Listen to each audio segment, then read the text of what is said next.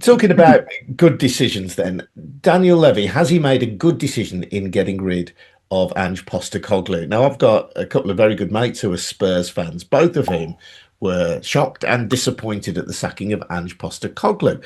But Charlie, I've been telling my daughter, even after the Europa League victory against Manchester United, their first trophy for 17 years, that he would get the boot because, in my view, finishing fourth from bottom in the Premier League for a club of Spurs standing is not acceptable.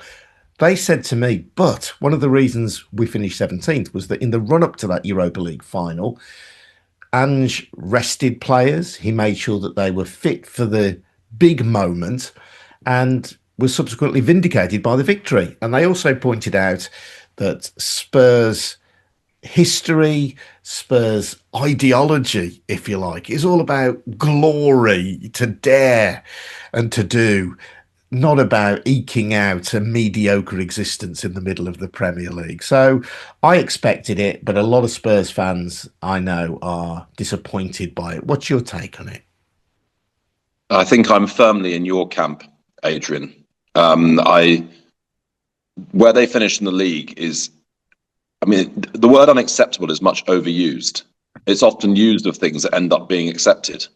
But in this case, it hasn't been accepted because it was unacceptable. Now, you can make the argument that if he hadn't taken it a bit easy in a couple of games towards the end of the season, that they could have finished 16th, that kind of thing, 15th, maybe, that kind of level, which is still totally unacceptable. So really, when you're being beaten by clubs who have wage budgets half of Spurs's, that speaks to a profound failure. And you can't say, I think as a director, you're looking at direction of travel, right? So you're saying, is this particular project heading in the right direction?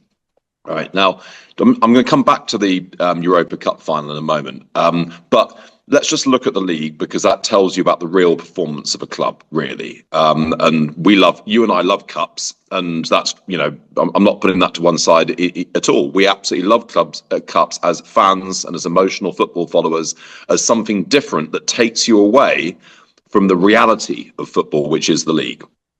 And Spurs' wage budget is about fifth highest in the league, and he's managed to finish 17th.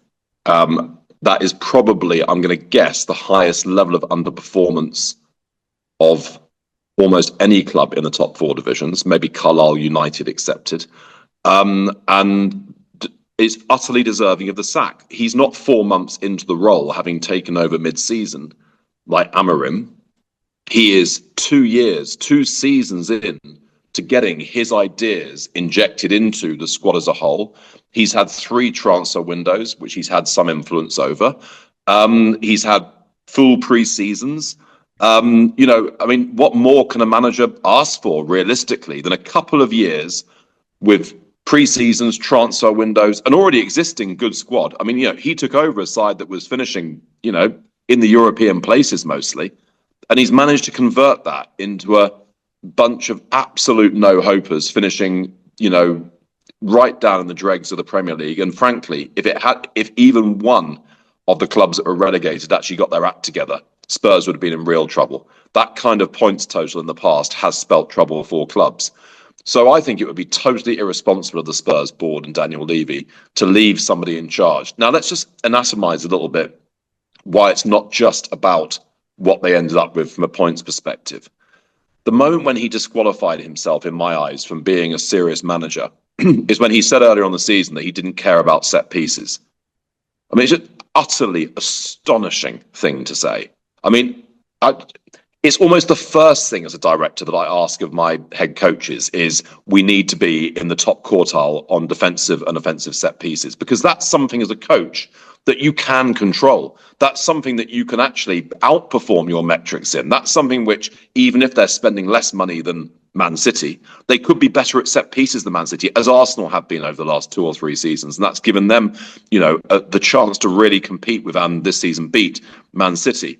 To say that you can't be bothered to coach set pieces, I mean, I would honestly, The moment that came out publicly, I'd have been holding a board meeting saying, we need to be thinking about this guy going. This is not a serious head coach. This is not somebody who understands. And if you track his history, it's been a bit that of the flat track bully. You know, Celtic in Scotland are blessed with having a level of players way above their opposition, including Rangers.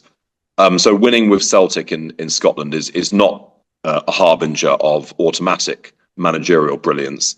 And I just, you know, coming out of having coached for a long time in Australia, not a serious football country, where again, you know, the level of opposition coaching, is not going to be all that great. It just looks to me like this was a job some way above his natural station in life, and it's somewhat to the Spurs board's discredit that he was given 2 years to really screw things up. But screw them up. No, just one last point on the Europa Cup final. If having rested his players for 3 or 4 weeks before that game, they'd come out and given a sparkling performance, which had shown, again, a direction of travel. This is how we can do it. This is how we can play. This is where I'm working towards. But let's be honest, they were pretty dire. I mean, that was not a great performance. They were so lucky to be playing against a side that's basically, you know, in sort of some sort of sporting hell at the moment. Otherwise, they wouldn't have won. So I don't think beating Man U in this particular moment in Man U's history is enough to paper over the cracks of all of the terrible performances and results that have gone on this season.